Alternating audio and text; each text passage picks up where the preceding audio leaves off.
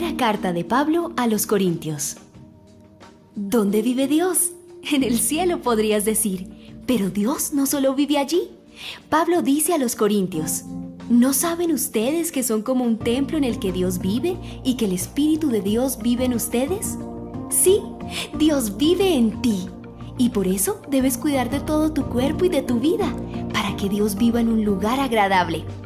El apóstol Pablo escribió esta primera carta a los cristianos de la ciudad de Corinto en respuesta a una pregunta que ellos le habían hecho acerca del matrimonio. Pero los problemas que había en esa iglesia eran otros, y Pablo va tratándolos uno por uno, comenzando por el problema de las divisiones que había entre los hermanos de esa iglesia. La ciudad de Corinto era una ciudad muy importante en los tiempos de Pablo. A ella llegaban barcos de muchos lugares para cargar y dejar mercancía. Por eso, además de ser una ciudad muy rica, era famosa en aquellos tiempos por su inmoralidad. La conducta de sus habitantes era muy mala. Además, se pasaban más tiempo en diversiones que en otra cosa. Ahí estaban los templos del dios griego Apolo y de Afrodita, la diosa del amor. En los cultos a estos dioses se hacían cosas prohibidas por Dios. Hasta se había inventado el verbo corintear para hablar de cometer los peores pecados. Uno de esos pecados lo estaba cometiendo un creyente que había tomado como esposa a su propia madrastra. Pablo hace ver a los cristianos de Corinto que eso ni siquiera los no cristianos lo hacían. Otro problema consistía en llevar ante las autoridades no cristianas problemas que podrían ser resueltos dentro de la iglesia. Pablo les llama la atención y les dice que no era necesario hacer eso, pues había en la iglesia gente capaz para resolverlos. Por eso les aclara: si vamos a juzgar a los mismos ángeles, con mayor razón podemos juzgar los problemas de esta vida. Algunos pensaban que no era bueno casarse, pero Pablo les demuestra que eso no es cierto. Sin embargo, después de una larga explicación, deja a cada creyente en libertad para hacer lo que le parezca más conveniente y concluye que quien se casa hace bien y quien no se casa hace mejor. Había también quienes comenzaban a dudar de la resurrección. Otros, preocupados porque sus antepasados no habían conocido a Jesucristo, se bautizaban por ellos. Pablo les recuerda que Jesús realmente resucitó y que eso prueba que los que creen en Él también volverán a vivir. Un capítulo sobresale en esta carta y es el llamado Himno del Amor. Después de hablar de la semejanza de la iglesia cristiana con el cuerpo humano, Pablo les enseña a los corintios que de nada sirve saber mucho, ni hablar muchos idiomas, ni tener mucha fe, si no se tiene amor. Y concluye que hay 3 cosas que son permanentes: la confianza en Dios, la seguridad de que Él cumplirá sus promesas y el amor. De estas 3 cosas, la más importante es el amor. Esa carta que Pablo escribió es la que estás a punto de oír. Adelante, escúchala. Así aprenderás, como los cristianos de Corinto, lo que debes y lo que no debes hacer.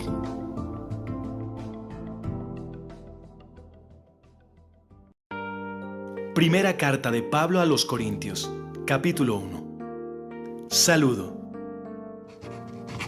Queridos hermanos de la Iglesia de Dios en Corinto, reciban saludos míos y de nuestro hermano Sóstenes. Yo, Pablo, deseo de todo corazón que nuestro Padre Dios y el Señor Jesucristo les den mucho amor y paz. Dios me eligió para ser apóstol de Jesucristo y también los eligió a ustedes para que vivan unidos a Él y formen parte de su pueblo especial. Así estarán unidos a nosotros y a todos los que adoran y alaban a nuestro Señor Jesucristo en todo el mundo. La oración de Pablo. Siempre le doy gracias a Dios por ustedes. Dios fue bueno y les dio a Jesucristo. Y además los ayudó a que comprendieran su mensaje y lo comunicaran mejor. Ustedes creyeron totalmente en el mensaje de Jesucristo. Por eso, mientras esperan que Jesucristo vuelva, no les faltará ninguna bendición de Dios. De ese modo, no dejarán de confiar en Él, y cuando Jesús llegue, nadie los acusará de haber hecho algo malo. Dios los eligió a ustedes para que compartan todo con su Hijo Jesucristo, nuestro Señor, y Él siempre cumple su palabra. Vivamos unidos. Hermanos míos, yo les ruego de parte de nuestro Señor Jesucristo que se pongan todos de acuerdo y que no haya divisiones entre ustedes. Al contrario, vivan unidos y traten de ponerse de acuerdo en lo que piensan. Algunos de la familia de Chloe me dijeron que hay asuntos por los que ustedes están discutiendo mucho. Mientras que algunos dicen, yo soy seguidor de Pablo, otros dicen, yo no, yo soy seguidor de Apolo.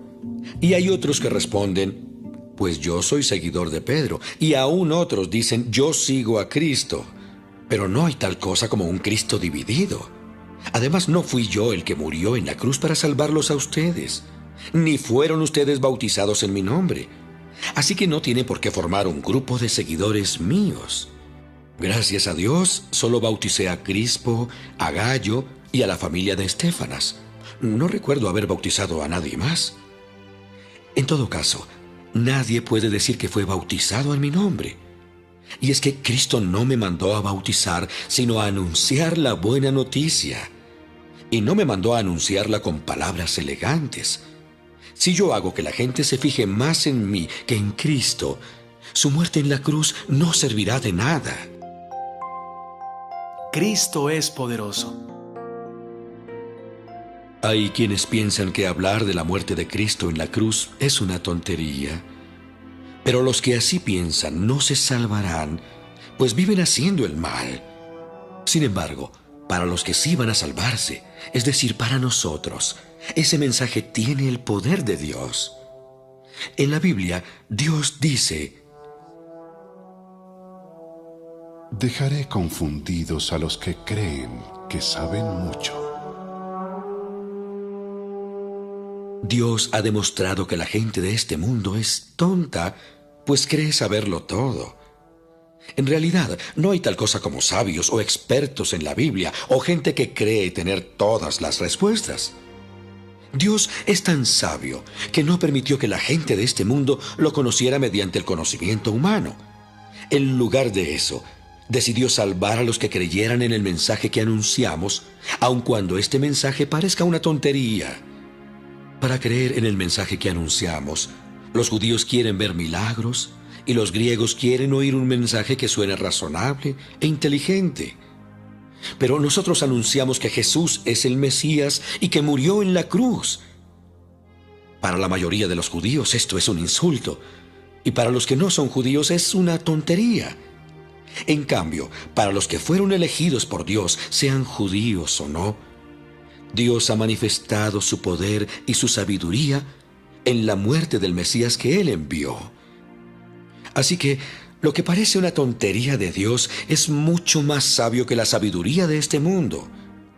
Podría pensarse que Dios es débil, pero en realidad es más fuerte que cualquiera. Recuerden lo que ustedes eran cuando Dios los eligió.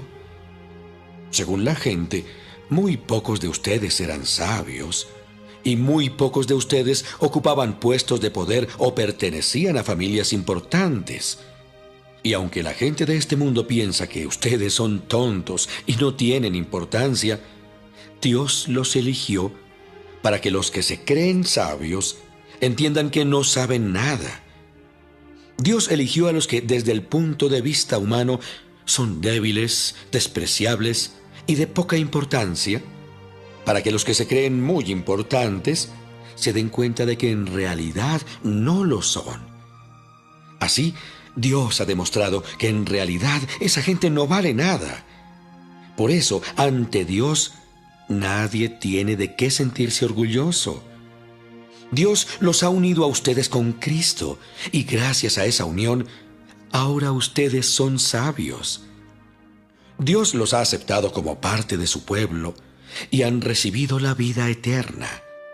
Por lo tanto, como dice la Biblia, si alguien quiere sentirse orgulloso de algo, que se sienta orgulloso de Jesucristo, el Señor. Primera carta de Pablo a los Corintios, capítulo 2. Los planes secretos de Dios. Hermanos en Cristo, cuando fui a ustedes para hablarles de los planes que Dios tenía en secreto, no lo hice con palabras difíciles, ni traté de impresionarlos. Al contrario, decidí hablarles solo de Cristo y principalmente de su muerte en la cruz. Cuando me acerqué para enseñarles y anunciarles el mensaje, me sentía poco importante y temblaba de miedo. No fui a ustedes como un sabelotodo, ni usé palabras elegantes. Solo dejé que el Espíritu de Dios mostrara su poder y los convenciera. Y así ustedes creyeron en Dios, no por medio de la sabiduría humana, sino por el poder de Dios. Dios da a conocer sus planes. Sin embargo, cuando hablamos con los que ya entienden mejor el mensaje de Dios, hablamos con sabiduría. Pero no empleamos la sabiduría humana como la emplean la gente y los gobernantes de este mundo. El poder que ellos tienen está condenado a desaparecer. Nosotros enseñamos el mensaje con palabras inteligentes que vienen de Dios. Ese mensaje habla de los planes que Dios tenía en secreto desde antes de crear el mundo y que Él quiso manifestarnos para que podamos compartir su gloria. Claro que este plan inteligente de Dios no lo entendió ninguno de los gobernantes del mundo. Si ellos lo hubieran entendido, no habrían colgado de la cruz a nuestro Señor, quien es el dueño de la vida. Como dice la Biblia, para aquellos que lo aman, Dios ha preparado cosas que nadie jamás pudo ver, ni escuchar, ni imaginar. Dios nos dio a conocer todo esto por medio de su Espíritu, porque el Espíritu de Dios lo examina todo, hasta los secretos más profundos de Dios. Nadie puede saber lo que piensa otra persona. Solo el Espíritu de esa persona sabe lo que ella está pensando. De la misma manera, solo el Espíritu de Dios sabe lo que piensa Dios. Pero como Dios nos dio su Espíritu, nosotros podemos darnos cuenta de lo que Dios, en su bondad, ha hecho por nosotros. Cuando hablamos de lo que Dios ha hecho por nosotros, no usamos las palabras que nos dicta la inteligencia humana, sino que usamos el lenguaje espiritual que nos enseña el Espíritu de Dios. Los que no tienen el Espíritu de Dios no aceptan las enseñanzas espirituales, pues las consideran una tontería. Y tampoco pueden entenderlas porque no tienen el Espíritu de Dios. En cambio, los que tienen el Espíritu de Dios todo lo examinan y todo lo entienden. Pero los que no tienen el Espíritu no pueden examinar ni entender a quienes lo tienen. Como dice la Biblia, ¿quién sabe lo que piensa el Señor? ¿Quién puede darle consejos? Pero nosotros tenemos el Espíritu de Dios y por eso pensamos como Cristo.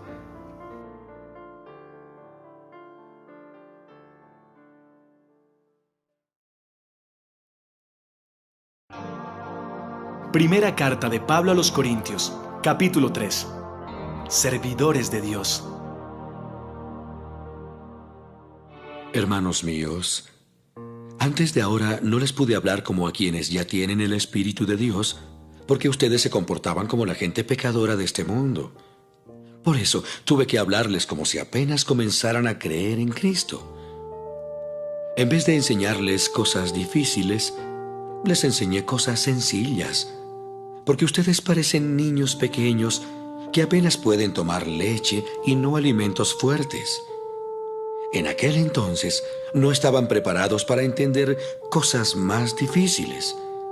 Y todavía no lo están, pues siguen viviendo como la gente pecadora de este mundo.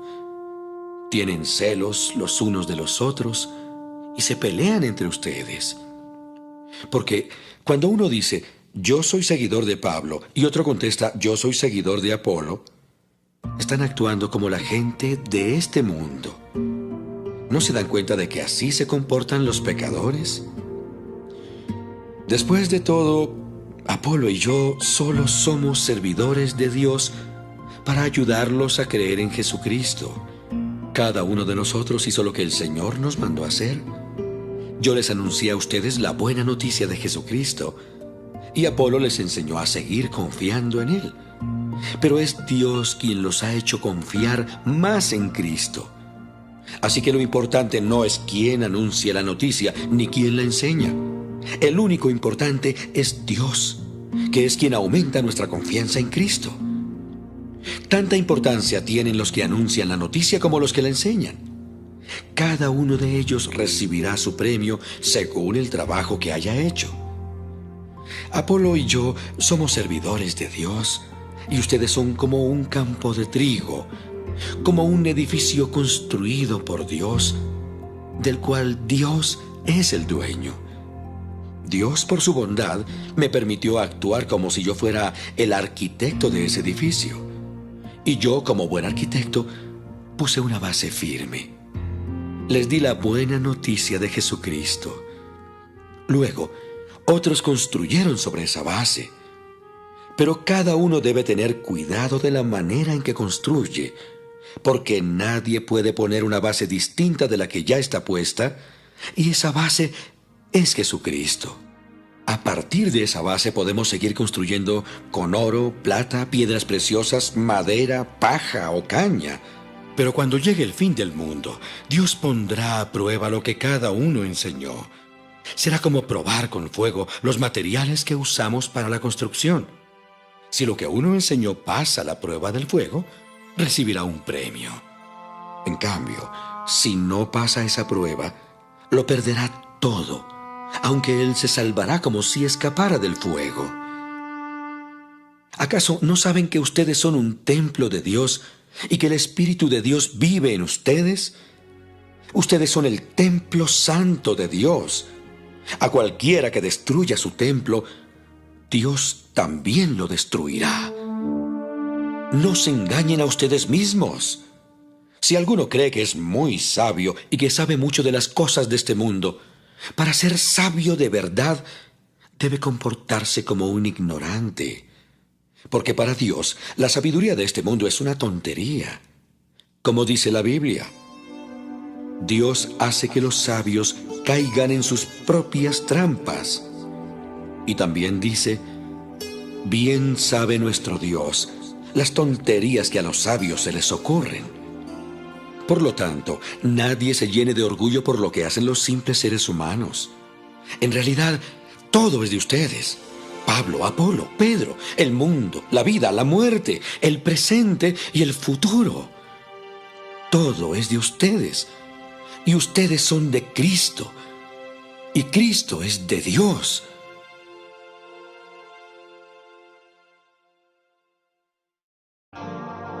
Primera carta de Pablo a los Corintios, capítulo 4. Servidores de Cristo. Ustedes deben considerarnos como simples servidores de Cristo, encargados de dar a conocer los planes que Dios tenía en secreto. Los que están encargados de alguna tarea deben demostrar que se puede confiar en ellos. A mí, en lo personal, no me importa si ustedes o un tribunal de justicia de este mundo se ponen a averiguar si hago bien o mal. Ni siquiera me juzgo a mí mismo. Y aunque no recuerdo haber hecho nada malo, eso no significa que yo esté del todo libre de culpa. Pero el único que tiene derecho a juzgarme es Dios. Por eso, no culpen a nadie antes de que Jesucristo vuelva. Cuando Él venga, dará a conocer todo lo que está oculto y todo lo que piensa cada uno de nosotros. Entonces, Dios nos dará el premio que merezcamos. He hablado de Apolo y de mí mismo para que aprendan de nuestro ejemplo lo que significa el dicho: no hay que hacer ni decir más de lo que dice la Biblia. Así que no anden presumiendo de que un servidor de Dios es mejor que otro. No hay nada que los haga a ustedes más importantes que otros. Todo lo que tienen lo han recibido de Dios. Y si todo se lo deben a Él, ¿por qué presumen como si ustedes solos lo hubieran conseguido? Ustedes tienen ahora todo lo que desean. Ya son ricos y actúan como reyes, como si no necesitaran de nosotros. Ojalá que de veras fueran reyes. Así nosotros podríamos reinar junto con ustedes. Pero me parece que a nosotros, los apóstoles, Dios nos ha dejado en el último lugar. Parecemos prisioneros condenados a muerte. Somos el hazmerreír del mundo entero y hasta de los ángeles. Por obedecer a Cristo, la gente nos considera tontos. En cambio, gracias a Cristo, a ustedes los consideran sabios. Nosotros somos los débiles y ustedes los fuertes. A ustedes los respetan y a nosotros no. Ahora mismo tenemos hambre y sed. Andamos casi desnudos. La gente nos maltrata y no tenemos ni dónde vivir. Nos cansamos trabajando con nuestras manos. Bendecimos a los que nos insultan. Cuando sufrimos, lo soportamos con paciencia. Cuando hablan mal de nosotros, contestamos con palabras amables. Hasta ahora, se nos ha tratado como si fuéramos la basura del mundo. No les escribo esto para avergonzarlos. Al contrario, lo que quiero es darles una enseñanza, pues los amo como si fueran mis hijos. Ustedes podrán tener 10,000 maestros que los instruyan acerca de Cristo, pero padres no tienen muchos. El único padre que tienen soy yo, pues cuando les anuncié la buena noticia de Jesucristo, ustedes llegaron a ser mis hijos. Por lo tanto, les ruego que sigan mi ejemplo. Por eso les envié a Timoteo, a quien amo como a un hijo, y quien es fiel al Señor Jesús. Por eso confío en él. Timoteo les recordará mis enseñanzas, que son las mismas enseñanzas de Cristo. Eso es lo que yo enseño en todas las iglesias. Algunos de ustedes se sienten muy valientes, pues creen que no iré a verlos. Sin embargo, si Dios quiere, muy pronto iré a visitarlos, y entonces sabré si esos valentones, además de hablar, hacen lo que dicen. Cuando alguien pertenece al reino de Dios, lo demuestra por lo que hace y no solo por lo que dice. ¿Cómo quieren que vaya a visitarlos? ¿Con un palo en la mano o con mucho cariño y ternura?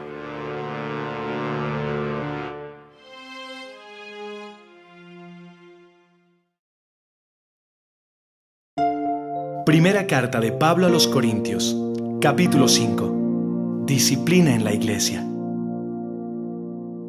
Ya todo el mundo sabe que uno de ustedes está viviendo con su madrastra como si fuera su esposa. ¡Muy mal! Eso no lo hacen ni los no cristianos. Y ustedes presumen de esto cuando deberían estar tristes y echar de la iglesia a ese hombre. Yo, aunque estoy lejos, siempre me preocupo y pienso en ustedes. Así que cuando se reúnan, imagínense que estoy con ustedes y recuerden que tienen el poder y la autoridad del Señor Jesús. Por eso, de parte de Jesucristo, les digo que ese hombre es culpable y que deben entregarlo a Satanás. De ese modo, aunque Satanás destruya su cuerpo, su espíritu se salvará cuando vuelva el Señor Jesús. Ay, no está bien que ustedes se sientan orgullosos de esto. Seguramente saben que con un poco de levadura se infla toda la masa. Por lo tanto, dejen de pecar. El pecado es como levadura vieja que a todos echa a perder. Si dejan de pecar, serán personas nuevas, como los panes nuevos y sin levadura que se comen en la Pascua. Nuestra nueva vida es como una fiesta de Pascua. Nuestro Cordero de la Pascua es Cristo, que fue sacrificado en la cruz. Nosotros somos como el pan de la fiesta y debemos ser como el pan sin levadura, es decir, sinceros y honestos. No seamos malos ni hagamos daño a nadie, pues seríamos como el pan que se hace con levadura vieja. En la carta que les escribí antes, les ordené que no tuvieran nada que ver con las personas que tienen relaciones sexuales prohibidas. No quise decir que se aparten totalmente de ellas, pues para no juntarse con personas así, tendrían que salir de este mundo. No podrían apartarse totalmente de los que siempre desean más de lo que tienen, ni de los ladrones, ni de los que adoran a los ídolos, ni de los borrachos o de los que hablan mal de los demás. Lo que quise decir fue que no deben tener amistad con los que dicen que son cristianos, pero hacen esas cosas. Con personas así ni siquiera deben sentarse a comer. A mí no me toca juzgar a los que no son de la iglesia. Ya Dios los juzgará. Pero ustedes sí deben juzgar a los de la iglesia y hacer lo que dice la Biblia. Echen lejos de ustedes al pecador. Primera carta de Pablo a los Corintios, capítulo 6. Arreglemos los problemas entre nosotros.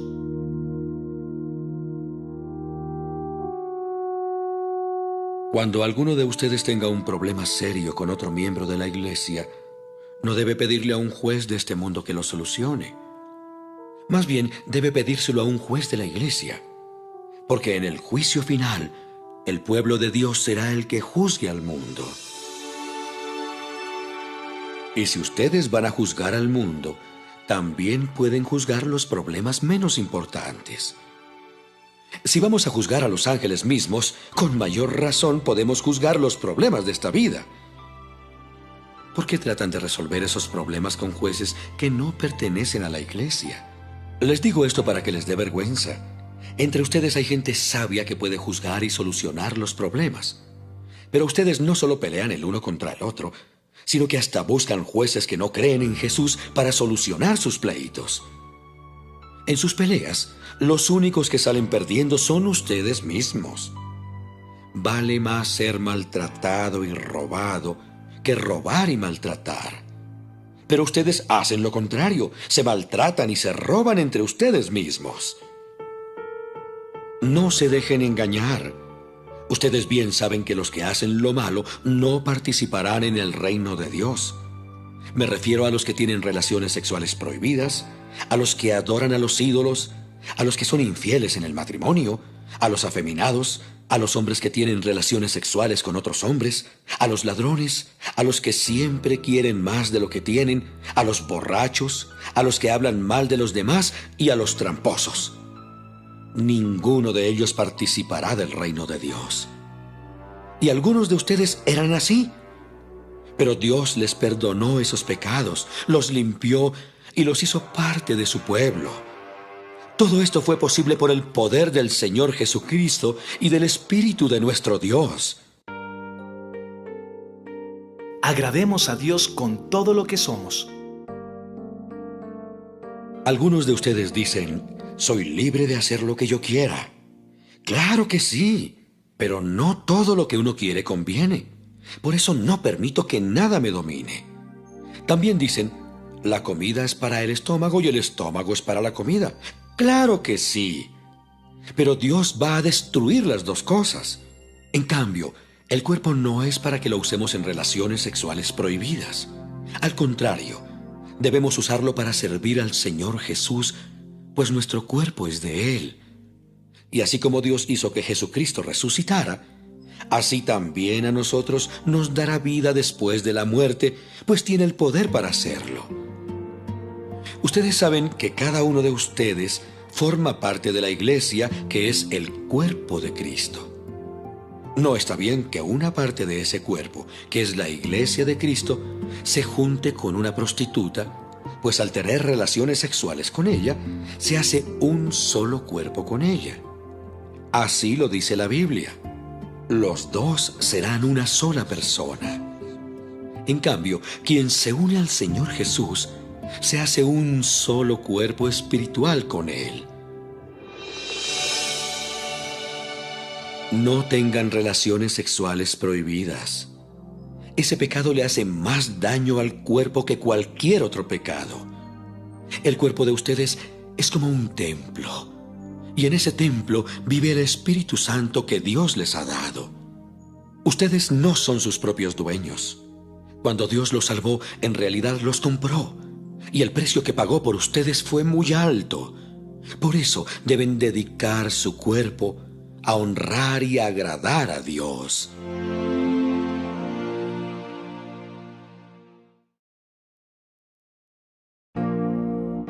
Primera carta de Pablo a los Corintios, capítulo 7.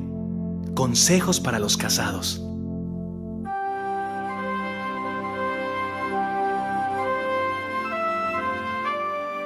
En la carta que recibí de ustedes me preguntaban si está bien que la gente no se case. Claro que está bien, pero es mejor que cada hombre tenga su propia esposa y que cada mujer tenga su propio esposo para que no caigan en relaciones sexuales prohibidas. El esposo debe tener relaciones sexuales solo con su esposa y la esposa debe tenerlas solo con su esposo. Ni él ni ella son dueños de su propio cuerpo, sino que son el uno para el otro. Por eso, ninguno de los dos debe decirle al otro que no desea tener relaciones sexuales. Sin embargo, pueden ponerse de acuerdo los dos y dejar de tener relaciones por un tiempo para dedicarse a orar. Pero después deben volver a tener relaciones. No vaya a ser que al no poder controlar sus deseos, Satanás los haga caer en una trampa. Por supuesto, les estoy dando un consejo, no una orden. Yo preferiría que tanto los solteros como las viudas se quedaran sin casarse, pero a cada uno Dios le ha dado capacidades distintas. Unos hacen esto y otros aquello. Pero si no pueden dominar sus deseos sexuales, es mejor que se casen. Como dice el dicho, vale más casarse que quemarse.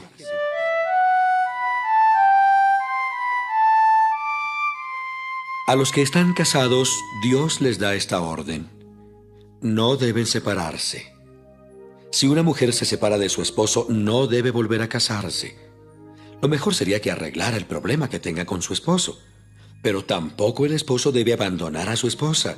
Y esto no lo ordenó yo, sino Dios. A los demás les aconsejo lo siguiente. Si alguno de la iglesia está casado con una mujer que no sea cristiana, pero ella quiere seguir viviendo con él, no deben separarse. Del mismo modo, si una mujer de la iglesia está casada con un hombre que no sea cristiano, pero él quiere seguir viviendo con ella, tampoco deben separarse. Porque el esposo que no cree en Cristo puede ser aceptado por Dios si está unido a una mujer cristiana. Del mismo modo, una esposa que no cree en Cristo puede ser aceptada por Dios si está unida a un hombre que sí cree en Cristo. Además, los hijos de ellos serán aceptados por Dios como parte de su pueblo, y Dios no los rechazará como si fueran algo sucio. Pero si el esposo o la esposa no cristianos insisten en separarse, que lo hagan. En tales casos, la esposa o el esposo cristianos no están obligados a mantener ese matrimonio, pues Dios quiere que vivamos en paz. Por otra parte, la esposa o el esposo que son cristianos podrían ayudar a que el esposo o la esposa que no son cristianos se salven.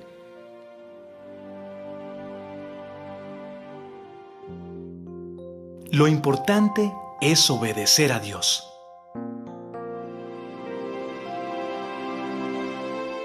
Una cosa quiero dejar bien clara para todas las iglesias.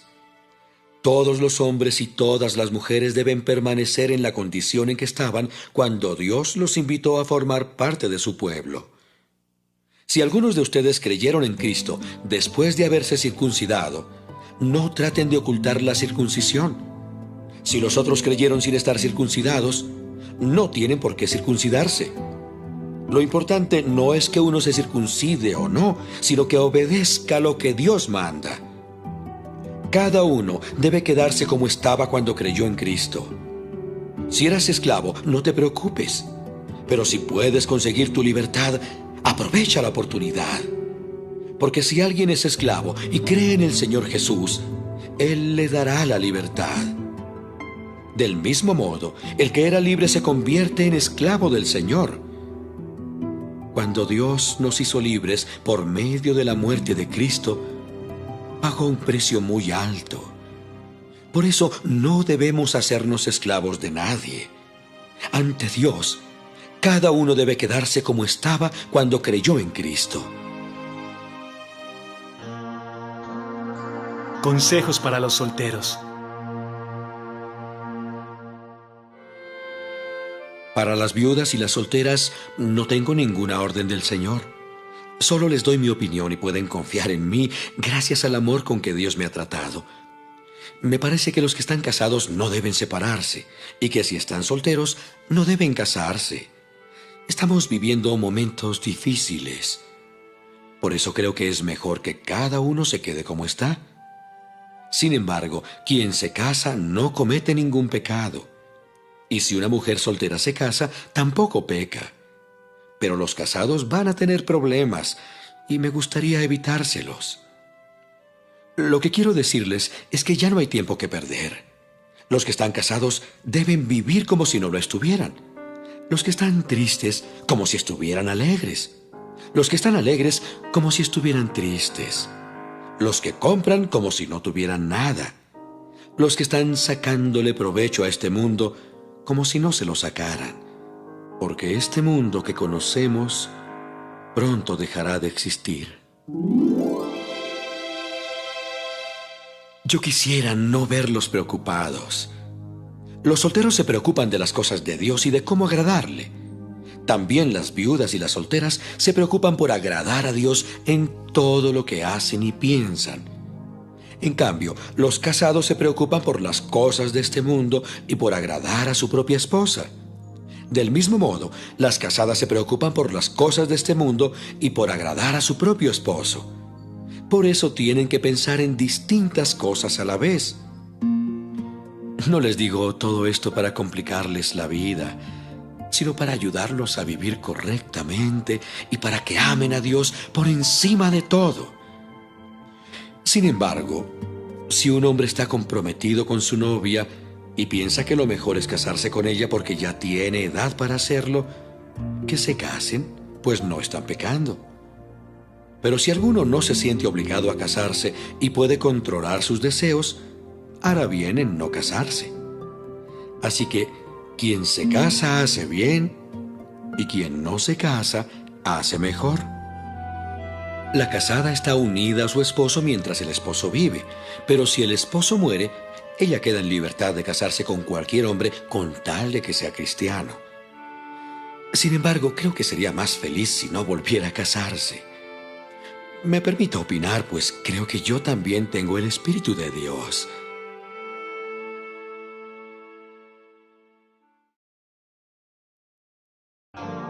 Primera carta de Pablo a los Corintios, capítulo 8. No hagamos pecar a los más débiles.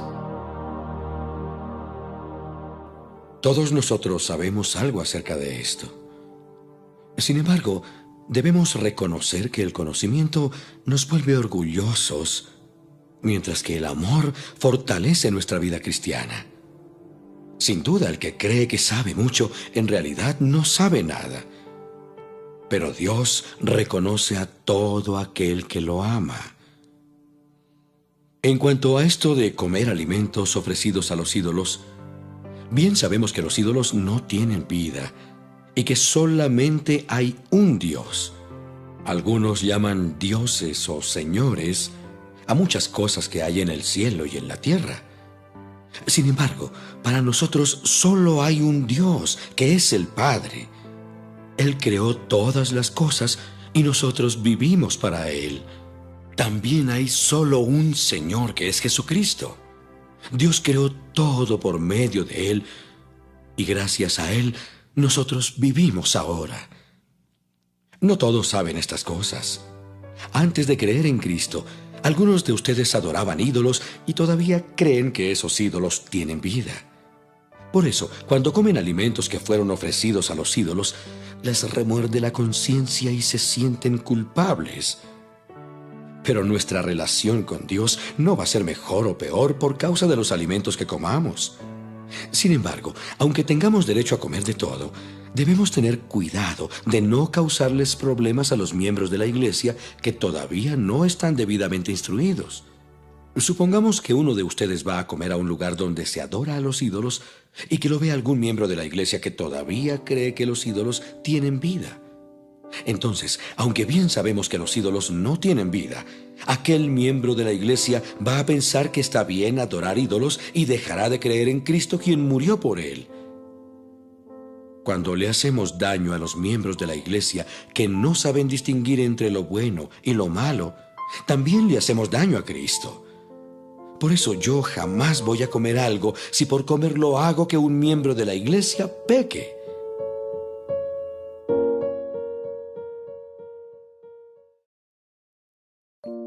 Primera carta de Pablo a los Corintios, capítulo 9. Los derechos de los servidores de Dios. Yo soy libre. Soy apóstol. He visto al Señor Jesús. Y gracias a mi trabajo, ahora ustedes son de Cristo. Aunque otros piensen que no soy apóstol, para ustedes sí lo soy. Ustedes son cristianos y eso demuestra que realmente soy un apóstol. A los que discuten conmigo yo les respondo que Bernabé y yo también tenemos derecho a recibir comida y bebida por el trabajo que hacemos. También tenemos derecho a que nuestra esposa nos acompañe en nuestros viajes. Así lo hacen Pedro y los otros apóstoles y los hermanos de Jesucristo. ¿Acaso Bernabé y yo somos los únicos que estamos obligados a trabajar para vivir? En el ejército ningún soldado paga sus gastos. Los que cultivan uvas comen de las uvas que recogen, y los que cuidan cabras toman de la leche que ordeñan. Esta no es una opinión mía, sino que así lo enseña la Biblia. Porque en los libros que escribió Moisés leemos: no impidan que el buey coma mientras desgrana el trigo. Y si la Biblia dice eso, no es porque Dios se preocupe de los bueyes, sino porque se preocupa por nosotros. Tanto los que preparan el terreno como los que desgranan el trigo lo hacen con la esperanza de recibir parte de la cosecha. De la misma manera, cuando nosotros les comunicamos a ustedes la buena noticia, es como si sembráramos en ustedes una semilla espiritual. Por eso, como recompensa por nuestro trabajo, tenemos derecho a que ustedes nos den lo necesario para vivir. Si otros tienen ese derecho, con más razón lo tenemos nosotros. Pero no hemos hecho valer ese derecho, sino que todo lo hemos soportado, con tal de no crear problemas al anunciar la buena noticia de Cristo. Ustedes saben que los que trabajan en el templo viven de lo que hay en el templo. Es decir, que los que trabajan en el altar del templo comen de los animales que allí se sacrifican como ofrenda a Dios. De la misma manera, el Señor mandó que los que anuncian la buena noticia vivan de ese mismo trabajo. Sin embargo, yo nunca he reclamado ese derecho. Tampoco les escribo esto para que me den algo. Prefiero morirme antes de que alguien me quite la satisfacción de ser apóstol sin sueldo. Yo no anuncio la buena noticia de Cristo para sentirme importante. Lo hago porque Dios así me lo ordenó. Y pobre de mí si no lo hago. Yo no puedo esperar que se me pague por anunciar la buena noticia, pues no se me preguntó si quería hacerlo. Se me ordenó hacerlo. Pero entonces, ¿qué gano yo con eso? Nada menos que la satisfacción de poder anunciar la buena noticia sin recibir nada a cambio. Es decir, anunciarla sin hacer valer mi derecho de vivir de mi trabajo como apóstol.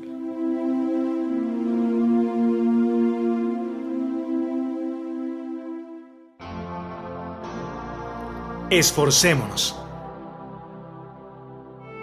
Aunque soy libre, vivo como si fuera el esclavo de todos. Así ayudo al mayor número posible de personas a creer en Cristo. Cuando estoy con los judíos, vivo como judío para ayudarlos a creer en Cristo. Por eso cumplo con la ley de Moisés, aunque en realidad no estoy obligado a hacerlo.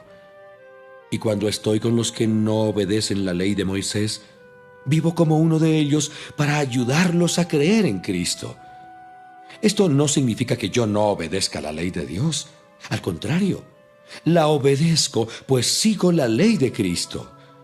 Cuando estoy con los que apenas empiezan a ser cristianos, me comporto como uno de ellos para poder ayudarlos. Es decir, me he hecho igual a todos para que algunos se salven. Y todo esto lo hago porque amo la buena noticia y porque quiero participar de sus buenos resultados. Esforcémonos para recibir nuestro premio.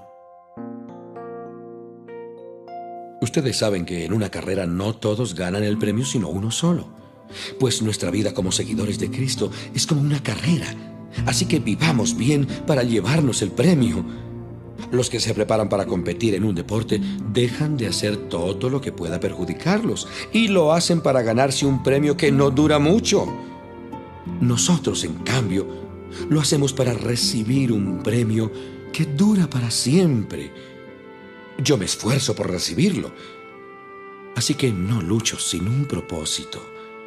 Al contrario, vivo con mucha disciplina y trato de dominarme a mí mismo.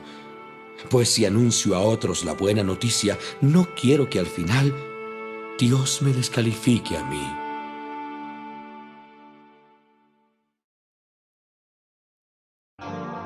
Primera carta de Pablo a los Corintios, capítulo 10. Obedezcamos y adoremos solo a Dios. Queridos hermanos en Cristo, tengan presente que cuando nuestros antepasados cruzaron el mar de los juncos, Dios los cubrió a todos ellos con una nube. De ese modo, todos fueron bautizados en la nube y en el mar, y así quedaron unidos a Moisés como seguidores suyos. Todos ellos comieron el alimento espiritual que Dios les ofreció. Cristo los acompañaba y era la roca espiritual que les dio agua para calmar su sed. De esa agua espiritual bebieron todos. Sin embargo, la mayoría de esa gente no agradó a Dios.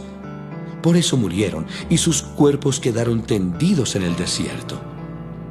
De esto que le sucedió a nuestro pueblo, nosotros tenemos que aprender nuestra lección. No debemos desear hacer lo malo como ellos, ni debemos adorar a los ídolos como hicieron algunos. Así dice la Biblia: la gente se sentó a comer y beber, y luego se puso a bailar en honor de los ídolos. Tampoco debemos tener relaciones sexuales prohibidas como lo hicieron algunos de ellos. Por eso en un solo día murieron 23,000. No tratemos de ver cuánto podemos pecar sin que Cristo nos castigue. Algunos del pueblo lo hicieron y murieron mordidos por serpientes. Tampoco debemos quejarnos, como algunos de ellos lo hicieron. Por eso el ángel de la muerte los mató. Todo eso le sucedió a nuestro pueblo para darnos una lección. Y quedó escrito en la Biblia para que nos sirva de enseñanza a los que vivimos en estos últimos tiempos. Por eso que nadie se sienta seguro de que no va a pecar, pues puede ser el primero en hacerlo. Ustedes no han pasado por ninguna tentación que otros no hayan tenido. Y pueden confiar en Dios, pues Él no va a permitir que sufran más tentaciones de las que pueden soportar. Además, cuando vengan las tentaciones, Dios mismo les mostrará cómo vencerlas, y así podrán resistir. Por eso, queridos hermanos, no adoren a los ídolos. Ustedes son personas inteligentes y estoy seguro de que me entienden. En la cena del Señor, cuando tomamos la copa y pedimos que Dios la bendiga, todos nosotros estamos participando de la sangre de Cristo. Y cuando partimos el pan, también participamos todos del cuerpo de Cristo. Aunque somos muchos, somos un solo cuerpo, porque comemos de un solo pan. Por ejemplo, en el pueblo de Israel, los que comen la carne de los animales que se sacrifican en el altar del templo, participan de ellos con Dios y con los que toman parte en el sacrificio. Eso no quiere decir que yo reconozca algún valor en los ídolos que otros pueblos adoran o en los alimentos que se les ofrecen. Cuando los que no creen en Cristo ofrecen algo, se lo dan a los demonios y no a Dios. Y yo no quiero que ustedes tengan nada que ver con los demonios. Ustedes no pueden beber de la copa en la cena del Señor y al mismo tiempo beber de la copa que se usa en las ceremonias donde se honra a los demonios. Tampoco pueden participar en la cena del Señor y al mismo tiempo participar en las fiestas para los demonios. ¿O es que quieren que Dios se enoje? Nosotros no somos más fuertes que Dios. Busquemos el bien de los demás. Algunos de ustedes dicen, ¿yo soy libre de hacer lo que quiera? Claro que sí, pero no todo lo que uno quiere conviene, ni todo fortalece la vida cristiana. Por eso tenemos que pensar en el bien de los demás y no solo en nosotros mismos. Dios es dueño de toda la tierra y de todo lo que hay en ella. Por lo tanto, ustedes pueden comer de todo lo que se vende en la carnicería sin tener que pensar de dónde viene esa carne. Si alguien que no cree en Cristo los invita a comer y ustedes quieren ir, vayan. Coman de todo lo que les sirvan y no se pongan a pensar si está bien comer o no. Pero si alguien les dice, esta carne fue ofrecida a los ídolos, entonces no la coman para evitar problemas. Tal vez tú no tengas problemas en comerla, pero otras personas sí. A mí realmente no me gusta la idea de no poder hacer algo solo porque otra persona piensa que está mal. Pues si yo le doy gracias a Dios por la comida, ¿por qué me van a criticar por comerla? Siempre que ustedes coman o beban o hagan cualquier otra cosa, háganlo para honrar a Dios. No les causen problemas a los judíos, ni a los que no son judíos, ni a los que son de la iglesia de Dios. En todo lo que hago, yo trato de agradar a todas las personas. No busco ventajas para mí mismo, sino que busco el bien de los demás para que se salven.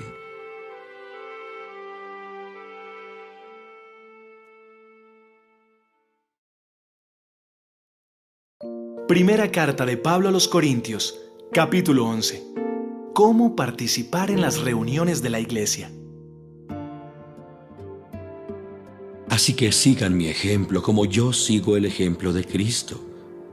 Los felicito porque ustedes siempre se acuerdan de mí y obedecen mis enseñanzas. Ahora quiero que sepan esto. Cristo tiene autoridad sobre todo hombre. El hombre tiene autoridad sobre su esposa y Dios tiene autoridad sobre Cristo. Si el hombre ora a Dios o habla en su nombre con la cabeza cubierta, no le da a Cristo la honra que merece. Y si la mujer ora a Dios o habla en su nombre sin cubrirse la cabeza, le falta el respeto a su esposo. Es lo mismo que si se afeitara la cabeza. Si la mujer no quiere cubrirse la cabeza, entonces que se la afeite. Pero si le da vergüenza afeitársela, entonces que se la cubra. El hombre no debe cubrirse la cabeza, pues fue hecho parecido a Dios y refleja su grandeza. La mujer, por su parte, refleja la grandeza del hombre. Porque Dios no sacó de la mujer al hombre, sino que del hombre sacó a la mujer. Y no creó Dios al hombre para la mujer, sino a la mujer para el hombre. Por eso, la mujer debe cubrirse la cabeza para mostrar su respeto por la autoridad del hombre y también su respeto por los ángeles. Sin embargo, para nosotros los cristianos, ni la mujer existe sin el hombre, ni el hombre existe sin la mujer. Es verdad que a la primera mujer Dios la sacó del primer hombre, pero también es verdad que ahora todos los hombres nacen de una mujer. Pero tanto el hombre como la mujer y todo lo que existe han sido creados por Dios. Piensen ustedes mismos si está bien que la mujer ore a Dios con la cabeza descubierta. Según nuestras costumbres, es una vergüenza que el hombre se deje crecer el cabello, pero no lo es que la mujer se lo deje crecer. Y es que Dios le dio el cabello largo para que se cubra la cabeza. En todo caso, si alguien no está de acuerdo con esto y quiere discutirlo, le digo que ni nosotros ni las iglesias de Dios conocemos otra forma de actuar.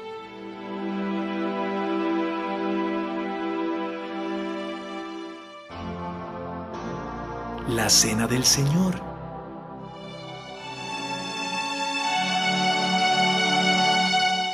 Hay algo en lo que no puedo felicitarlos y son las reuniones que ustedes tienen. En vez de serles de ayuda, los perjudican. Para empezar, me han dicho que cuando ustedes se reúnen como iglesia, no se llevan bien, sino que se dividen en grupos y se pelean entre sí. Yo creo que en esto hay algo de verdad. En realidad, todo esto tiene que pasar para que se vea quiénes son los verdaderos seguidores de Cristo. Según entiendo, cuando ustedes se reúnen, cada uno se apura a comer su propia comida y no espera a los demás. Así resulta que algunos se quedan con hambre mientras que otros se emborrachan. Y eso ya no es participar en la cena del Señor. Más bien, eso es una falta de respeto a la iglesia de Dios y es poner en vergüenza a los pobres. Si lo que quieren es comer y emborracharse, mejor quédense en sus casas. ¿O esperan acaso que los felicite? Pues no hay razón para felicitarlos. Lo que el Señor Jesucristo me enseñó es lo mismo que yo les he enseñado a ustedes. la noche en que el Señor Jesús fue traicionado, tomó en sus manos pan, dio gracias a Dios, lo partió en pedazos y dijo: Esto es mi cuerpo que es entregado en favor de ustedes. Cuando coman de este pan, acuérdense de mí. Después de cenar, Jesús tomó en sus manos la copa y dijo: Esta copa de vino es mi sangre. Con ella, Dios hace un nuevo compromiso con ustedes. Cada vez que beban de esta copa, acuérdense de mí.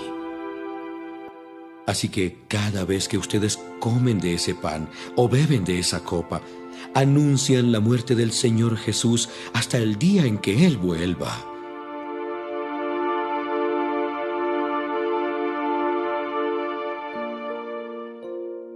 ¿Cómo participar en la cena del Señor?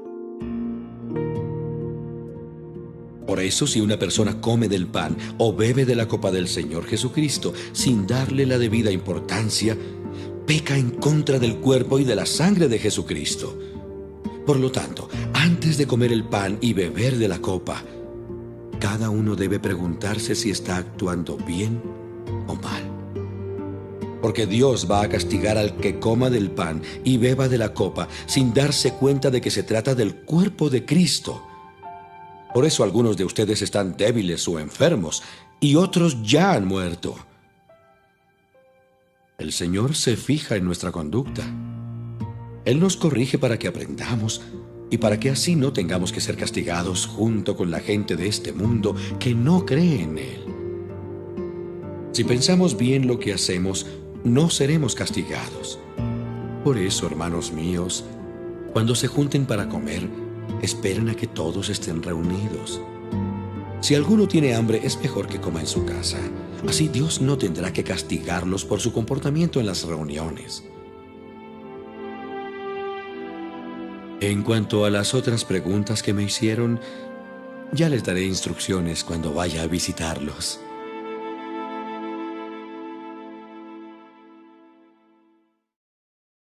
Primera carta de Pablo a los Corintios, capítulo 12. Las capacidades que da el Espíritu Santo. Queridos hermanos, quiero que sepan acerca de las capacidades que da el Espíritu Santo. Cuando ustedes aún no habían creído en Cristo, cometían el error de adorar ídolos que ni siquiera pueden hablar. Solo quienes son guiados por el Espíritu Santo reconocen que Jesús es el Señor. Por eso quiero que entiendan que ninguna persona puede maldecir a Jesús si es guiada por el Espíritu Santo. Los que pertenecen a la iglesia pueden tener distintas capacidades, pero todas ellas las da el mismo Espíritu. Se puede servir al Señor de distintas maneras, pero todos sirven al mismo Señor. Se pueden realizar distintas actividades, pero es el mismo Dios quien da a cada uno la habilidad de hacerlas.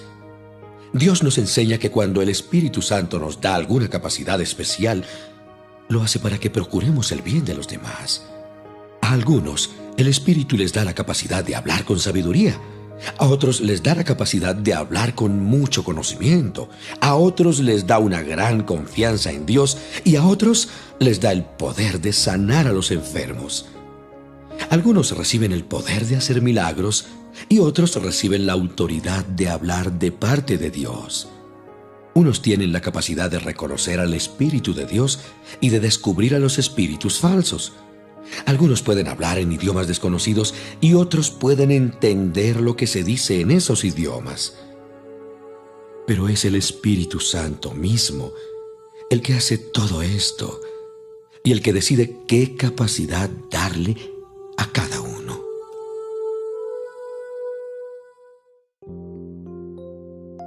Todos son necesarios e importantes en la iglesia. La iglesia de Cristo es como el cuerpo humano. Está compuesto de distintas partes, pero es un solo cuerpo. Entre nosotros, unos son judíos y otros no lo son. Algunos son esclavos y otros son personas libres. Pero todos fuimos bautizados por el mismo Espíritu Santo para formar una sola iglesia y un solo cuerpo. A cada uno de nosotros, Dios nos dio el mismo Espíritu Santo. El cuerpo no está formado por una sola parte, sino por muchas. Si al pie se le ocurriera decir, yo no soy del cuerpo porque no soy mano, todos sabemos que no por eso dejaría de ser parte del cuerpo. Y si la oreja dijera, como yo no soy ojo, no soy del cuerpo, de todos modos seguiría siendo parte del cuerpo. Si todo el cuerpo fuera ojo, no podríamos oír. Y si todo el cuerpo fuera oído, no podríamos oler. Pero Dios puso cada parte del cuerpo en donde quiso ponerla. Una sola parte del cuerpo no es todo el cuerpo. Y aunque las partes del cuerpo pueden ser muchas, el cuerpo es uno solo. El ojo no puede decirle a la mano, no te necesito. Tampoco la cabeza puede decirle a los pies, no los necesito.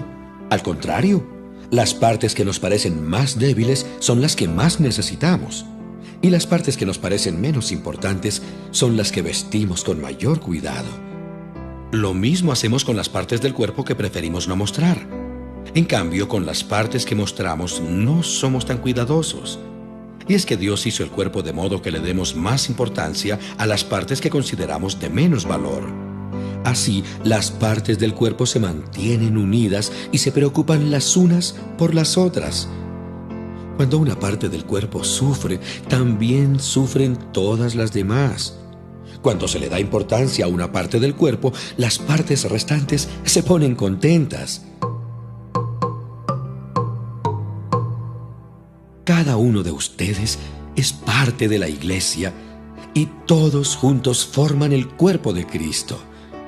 En la iglesia, Dios le dio una función a cada una de las partes. En primer lugar, puso apóstoles. En segundo lugar, puso profetas. Y en tercer lugar, puso maestros. También hay algunos que hacen milagros y otros que tienen la capacidad de sanar a los enfermos. Algunos ayudan, otros dirigen y aún otros hablan en idiomas desconocidos. No todos son apóstoles, profetas o maestros. Tampoco todos pueden hacer milagros o curar enfermos. No todos pueden hablar idiomas desconocidos, ni todos pueden entender lo que se dice en esos idiomas. Está muy bien que ustedes quieran recibir del Espíritu las mejores capacidades. Yo, por mi parte, voy a enseñarles algo más importante.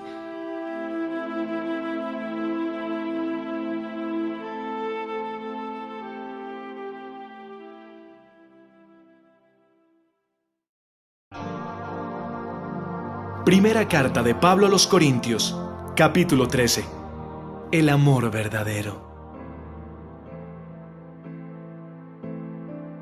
Si no tengo amor, de nada me sirve hablar todos los idiomas del mundo y hasta el idioma de los ángeles.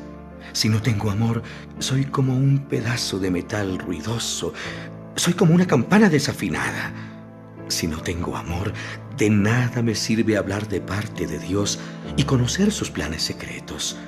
De nada me sirve que mi confianza en Dios sea capaz de mover montañas. Si no tengo amor, de nada me sirve darles a los pobres todo lo que tengo.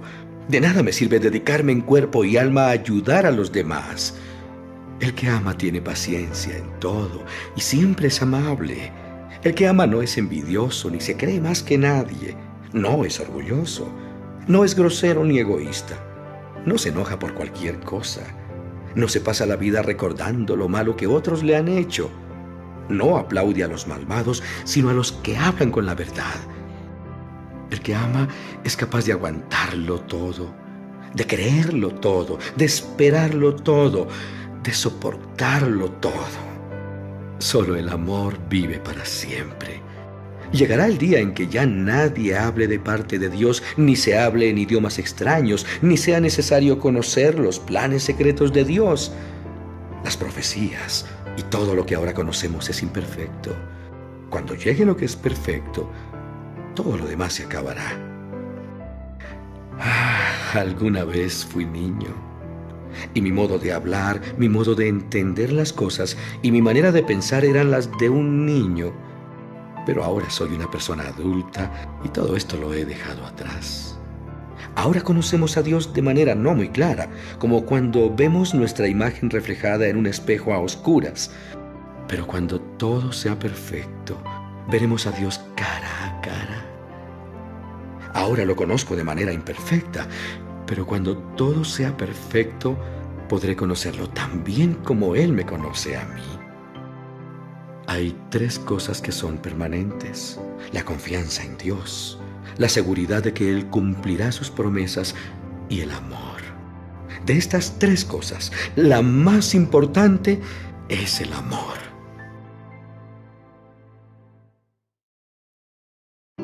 Primera carta de Pablo a los Corintios, capítulo 14. Las capacidades más importantes. Procuren amar con sinceridad y pídanle al Espíritu Santo que los capacite de manera especial para hablar de parte de Dios.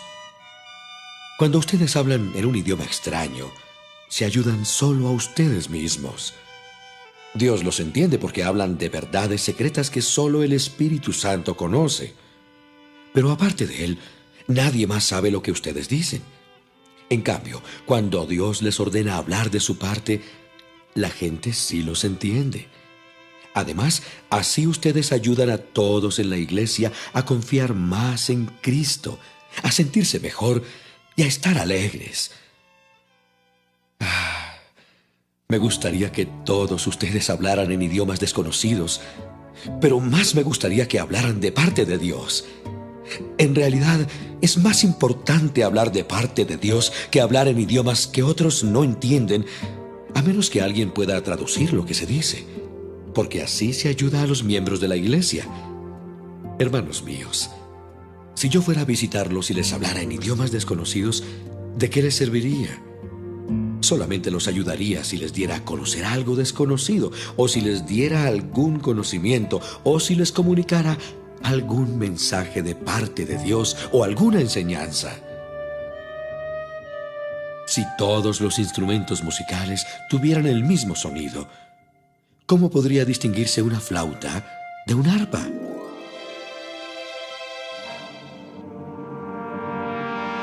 Si en una guerra nadie pudiera distinguir el sonido de la trompeta que anuncia la batalla, ninguno se prepararía para combatir. Algo así pasa cuando ustedes hablan en idiomas desconocidos.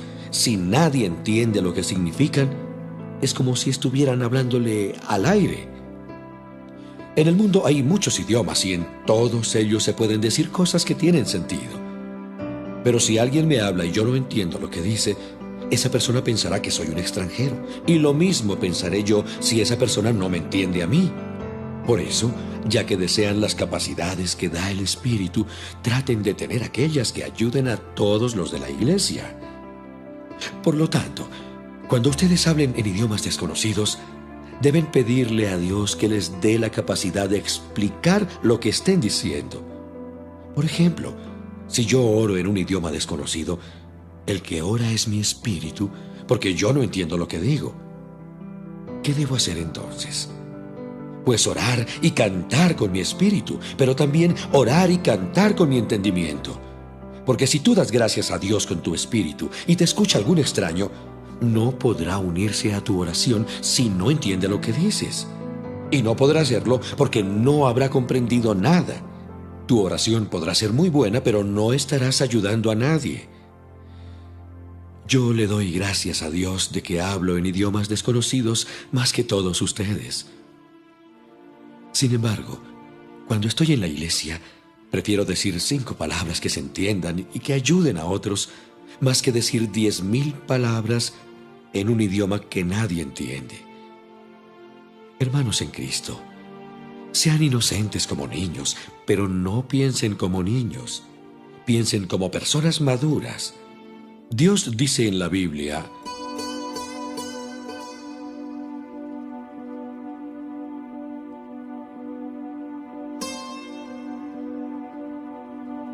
por lo tanto, hablar en idiomas desconocidos podrá probarles algo a los no cristianos, pero para los cristianos esos idiomas no prueban nada. En cambio, los mensajes de parte de Dios son para los cristianos, no para los que no creen en Dios. Supongamos que todos los de la iglesia se reúnen y comienzan a hablar en idiomas desconocidos. Si en ese momento entra gente de afuera o llegan algunos que no creen en Cristo, van a pensar que ustedes están locos. Pero si todos ustedes hablan de parte de Dios, esa gente se dará cuenta de que es pecadora y les confiará a ustedes hasta sus pensamientos más secretos. Luego se arrodillará delante de Dios, lo adorará y reconocerá que en verdad Dios está entre ustedes.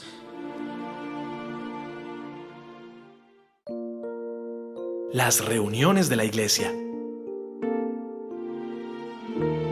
Hermanos míos, cuando se reúnan, todo lo que hagan debe ayudar a los demás.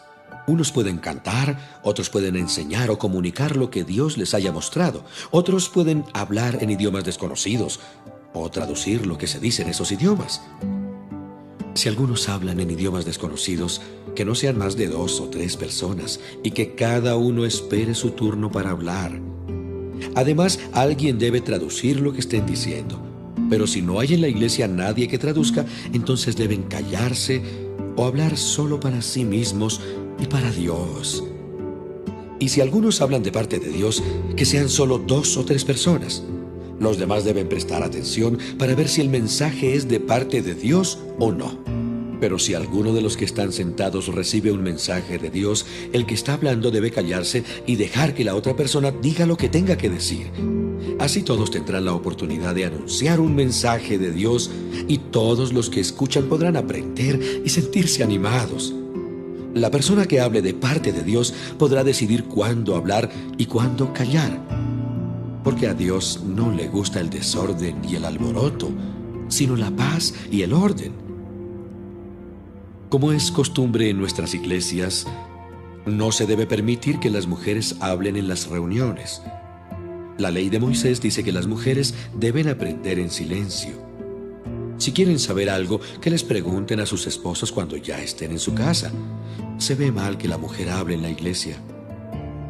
Ustedes no inventaron el mensaje de Dios ni fueron los únicos que lo recibieron.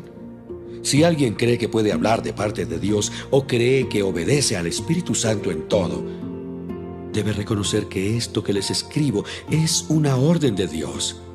Pero si no lo quiere reconocer, ustedes no deben prestarle atención.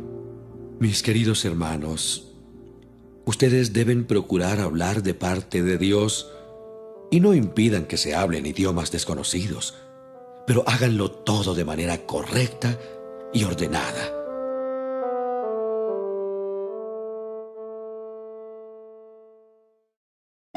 Primera carta de Pablo a los Corintios, capítulo 15. Cristo ha resucitado. Queridos hermanos, quiero recordarles la buena noticia que les di. Ustedes la recibieron con gusto y confiaron en ella. Si continúan confiando firmemente en esa buena noticia, serán salvos. Pero si no, de nada les servirá haberla aceptado. Lo primero que les enseñé fue lo mismo que yo aprendí: que Cristo murió en lugar de nosotros, que éramos pecadores. Tal como lo enseña la Biblia, fue sepultado y después de 3 días, Dios lo resucitó. Primero se le apareció a Pedro, después a los 12 apóstoles. Luego se les apareció a más de 500 de sus seguidores a la vez. Algunos de ellos todavía viven y otros ya murieron. Más tarde se apareció a Santiago y luego a todos los apóstoles. Por último, se me apareció a mí, a pesar de que lo conocí mucho tiempo después que los otros apóstoles. Por eso me considero el menos importante de los apóstoles y ni siquiera merezco que la gente me llame así, pues le hice mucho daño a la iglesia de Dios. Sin embargo, Dios fue bueno conmigo y por eso soy apóstol. No desprecié el poder especial que me dio y trabajé más que los otros apóstoles, aunque en realidad todo lo hice gracias a ese poder especial de Dios. Pero ni yo ni los otros apóstoles importamos. Lo que sí importa es que todos nosotros hemos anunciado esa buena noticia y que ustedes han creído en ella. Nosotros también resucitaremos. La buena noticia que anunciamos es que Dios resucitó a Cristo. Pero entonces, ¿cómo es que algunos de ustedes dicen que los muertos no resucitan? Porque si los muertos no resucitan, entonces Cristo tampoco resucitó. Y si Cristo no resucitó, esta buena noticia que anunciamos no sirve para nada, y de nada sirve tampoco que ustedes crean en Cristo. Si fuera cierto que los muertos no resucitan, nosotros estaríamos diciendo una mentira acerca de Dios, pues afirmamos que Él resucitó a Cristo. Si en realidad los muertos no resucitan, entonces tampoco Cristo resucitó. Y si Cristo no resucitó, de nada sirve que ustedes crean en Él, pues sus pecados aún no habrán sido perdonados. Y los que antes creyeron en Cristo y murieron están totalmente perdidos. Si nuestra esperanza es que Cristo nos ayude solamente en esta vida, no hay nadie más digno de lástima que nosotros. Sin embargo, Cristo resucitó. Esto nos enseña que también resucitarán los que murieron. Por el pecado de Adán, todos fuimos castigados con la muerte. Pero gracias a Cristo, ahora podemos volver a vivir. Cada uno resucitará a su debido tiempo. Primero Cristo, después, cuando Él vuelva, resucitarán los que creyeron en Él. Luego vendrá el fin del mundo, cuando Cristo derrotará a todas las autoridades y a todos los poderes y le entregará el reinado a Dios, el Padre.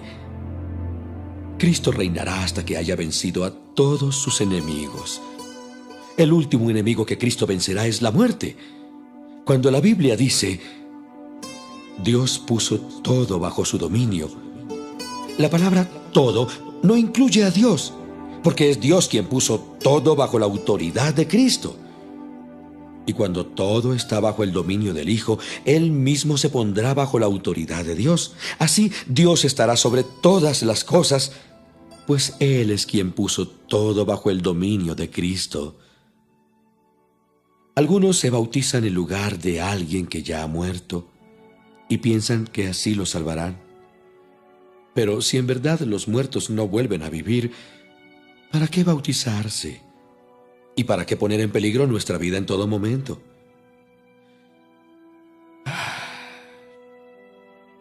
Ustedes bien saben que todos los días estoy en peligro de muerte. Esto es tan cierto como la satisfacción que tengo de que ustedes creen en Cristo.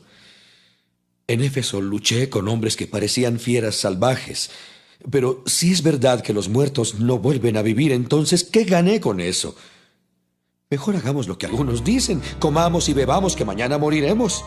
No se dejen engañar. Bien dice el dicho que las malas amistades echan a perder las buenas costumbres. Piensen bien lo que hacen y no sigan desobedeciendo a Dios. Algunos de ustedes deberían sentir vergüenza de no conocerlo.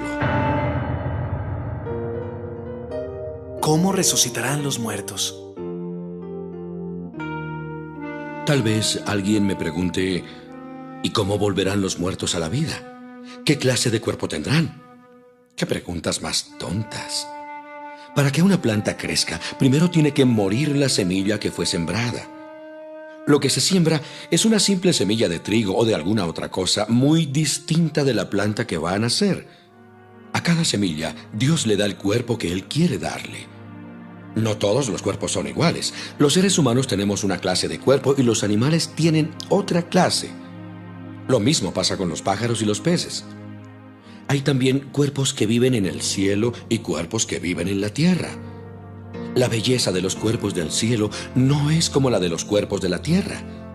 El brillo del sol no es como el de la luna y las estrellas, y aún cada una de las estrellas tiene un brillo distinto. Así pasará cuando los muertos vuelvan a la vida. Cuando alguien muere, se entierra su cuerpo, y ese cuerpo se vuelve feo y débil. Pero cuando esa persona vuelva a la vida, su cuerpo será hermoso y fuerte y no volverá a morir. Se entierra el cuerpo físico, pero resucita un cuerpo espiritual. Así como hay cuerpos físicos, también hay cuerpos espirituales. La Biblia dice que Dios hizo a Adán y que Adán fue el primer hombre con vida. Pero Cristo, a quien podemos llamar el último Adán, es un espíritu que da vida. Así que primero llegó a existir lo físico y luego lo espiritual. El primer hombre fue hecho del polvo de la tierra. El segundo hombre vino del cielo. Todos los que vivimos en esta tierra tenemos un cuerpo como el de Adán, que fue hecho de la tierra. Todos los que viven en el cielo tienen un cuerpo como el de Cristo. Y así como nos parecemos al primer hombre que fue sacado de la tierra, así también nos pareceremos a Cristo, que es del cielo. Hermanos míos, lo que es de sangre y carne no tiene cabida en el reino de Dios, que es eterno. Les voy a contar algo que Dios tenía en secreto. No todos moriremos, pero todos seremos transformados. En un abrir y cerrar de ojos, cuando Cristo vuelva, se oirá el último toque de la trompeta y los muertos volverán a vivir para no morir jamás. Y nosotros seremos transformados. Dios cambiará estos cuerpos nuestros que mueren y se destruyen por cuerpos que vivirán para siempre y nunca serán destruidos. Cuando esto suceda, se cumplirá lo que dice la Biblia. La muerte ha sido destruida. ¿Dónde está su victoria? ¿Dónde está su poder para herirnos? El pecado produce la muerte y existe porque hay una ley. Pero gracias a Dios podemos vencerlo por medio de nuestro Señor Jesucristo. Por eso, mis queridos hermanos, manténganse firmes y nunca dejen de trabajar más y más por el Señor. Y sepan que nada de lo que hacen para Dios es inútil. Primera carta de Pablo a los Corintios, capítulo 16. Una ayuda para los hermanos de otra iglesia. Ahora quiero hablarles acerca del dinero que van a dar para ayudar a los del pueblo de Dios en Jerusalén. Hagan lo mismo que les dije a las iglesias de la región de Galacia, es decir, que cada domingo, cada uno de ustedes debe apartar y guardar algo de dinero según lo que haya ganado. De este modo no tendrán que recogerlo cuando yo vaya a verlos. Elijan algunos hermanos para que lleven el dinero a Jerusalén. Cuando yo llegue, los mandaré con el dinero que ustedes hayan dado y también con cartas para que los hermanos de la iglesia en Jerusalén los reciban bien. Si ustedes creen conveniente que yo también vaya, iré con ellos. Los planes de Pablo. Después de pasar por la región de Macedonia, iré a Corinto. Tal vez entonces me quede con ustedes algún tiempo, posiblemente todo el invierno. Así podrán ayudarme a pagar mi próximo viaje. No quiero visitarlos poco tiempo. Si el Señor me lo permite, espero estar un buen tiempo con ustedes. Me voy a quedar en la ciudad de Éfeso hasta la fiesta de Pentecostés. Aunque muchos allí están en contra mía, tengo una buena oportunidad de servir a Dios y de obtener buenos resultados. Si Timoteo va a visitarlos, procuren que se sienta bien entre ustedes. Él trabaja para Dios lo mismo que yo. No lo traten mal. Ayúdenlo a continuar su viaje con tranquilidad para que pueda venir a verme, pues lo estoy esperando junto con los otros hermanos de la iglesia. Muchas veces he tratado de que Apolo vaya a visitarlos junto con los otros hermanos de la iglesia. Por el momento no ha querido hacerlo, pero lo hará en cuanto pueda. Consejos finales. Manténganse siempre en estado de alerta, pero confiando en Cristo. Sean fuertes y valientes, y todo lo que hagan, háganlo con amor. Queridos hermanos, ustedes saben que Estéfanas y su familia fueron los primeros en aceptar la buena noticia en la región de Acaya y que se han dedicado a servir a los miembros de la iglesia. Yo les ruego que obedezcan a Estéfanas y a todos los que trabajan y sirven a Dios como Él lo hace. Me alegro de que hayan venido Estéfanas, Fortunato y Acaico. Estar con ellos fue como estar con ustedes. Me hicieron sentir muy bien, lo mismo que a ustedes. A personas como ellos, préstenles mucha atención.